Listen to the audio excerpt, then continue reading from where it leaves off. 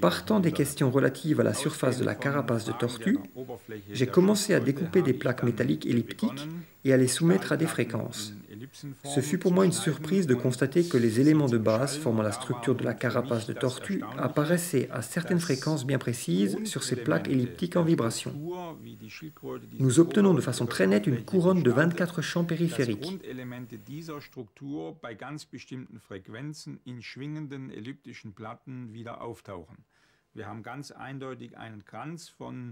Nous avons une articulation intérieure très marquée, ainsi qu'une structure correspondant à la colonne vertébrale de la tortue. Mais ce qui fut surprenant pour moi, ce fut l'exacte ressemblance avec les formes de base de la nature, telles qu'elles apparaissent ici sous forme de vibration.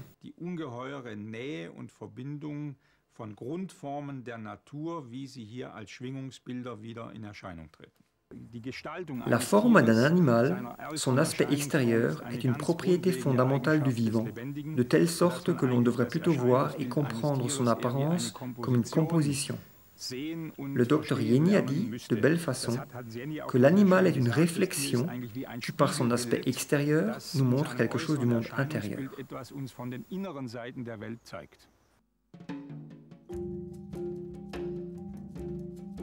Après une étude intensive des figures sonores de Chladni, je suis passé à celle de l'eau, le plus universel des résonateurs que nous connaissons, dans sa capacité à réagir aux sons, vibrations, différentes fréquences et même à la musique.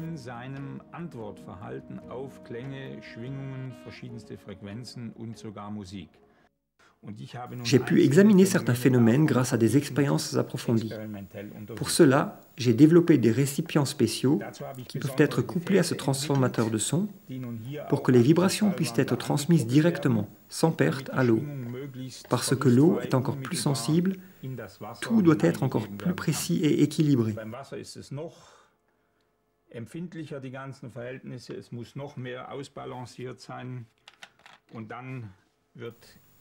On remplit la coupelle d'eau distillée.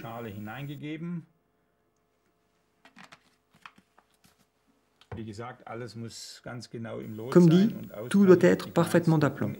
La moindre inégalité conduit à une répartition irrégulière de l'eau, ce qui perturbe aussitôt la clarté des images.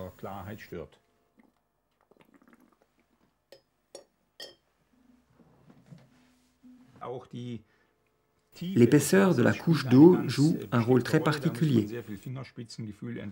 On doit développer beaucoup de doigté pour déterminer quelle est l'épaisseur d'eau optimale selon le type d'expérience que l'on veut faire.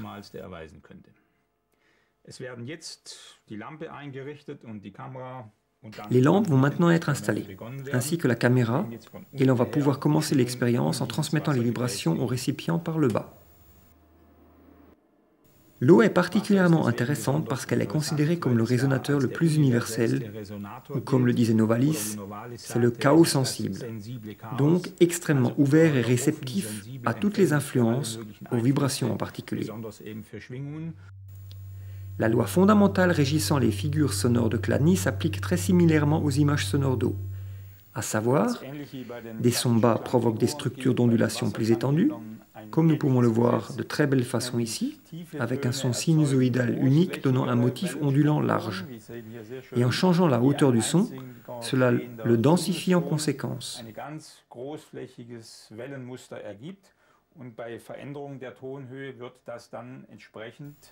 Cela fait partie d'un principe tout à fait fondamental de l'eau, qu'à un endroit de l'espace, différents mouvements et impulsions puissent se superposer et s'interpénétrer.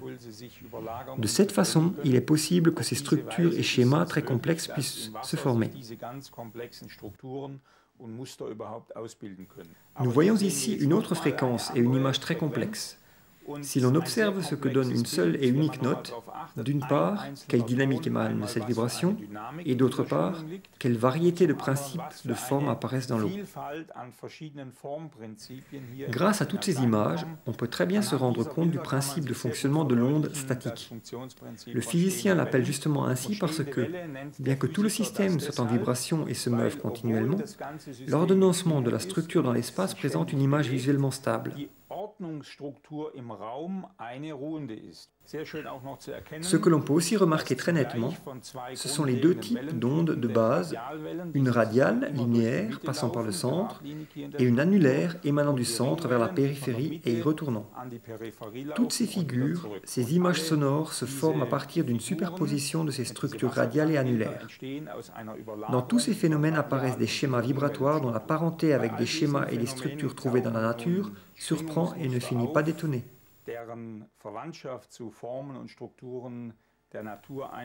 Nous avions juste là une structure d'ordre 3, 6, que l'on peut comparer à cette monocotylédone en fleurs. Nous avons ici un lys, où nous voyons une structure d'ordre 3, une fois dans un sens et une fois en opposé. Ou le même principe lorsque l'on observe une structure vibratoire à 4 cellules, avec une disposition d'ondulation tétramère en bosse et une tétramère en creux, décalée d'une phase. C'est justement cela qui est étonnant, que ce comment du processus vibratoire se retrouve toujours dans le comment de la forme dans la nature. Ici, un bouton de Paris quadrifolia, un ordre 4 très net, la feuille verte plus large, puis une très fine intercalée et encore une forme 4 entre elles, ou ici un cactus, et nous découvrons exactement comment cette similitude interne de forme permet de conclure à un processus commun d'apparition interne de vibration. Ici, un exemple d'image de vibration à structure pentamère. 5 rayons vont vers les angles, 5 vers le milieu des côtés, donc à nouveau 5 fois des ondes en creux et 5 fois en bosse entre ces branches. C'est exactement comme avec cette Hoya carnosa, avec à l'extérieur cette grande fourrure en 5 et celle à l'intérieur qui est une ordonnance exactement décalée d'une phase. Ici, un ordre de nombre élevé, comme avec une rosette ou bien dans l'art, les vitraux des églises, la rosace, bien connue des spécialistes, apparaît ici en image vibratoire d'une onde statique. Et dans la nature, justement, cet exemple de tige de graines de salsifis des prés, qui est en fait très clairement une image modèle de la nature.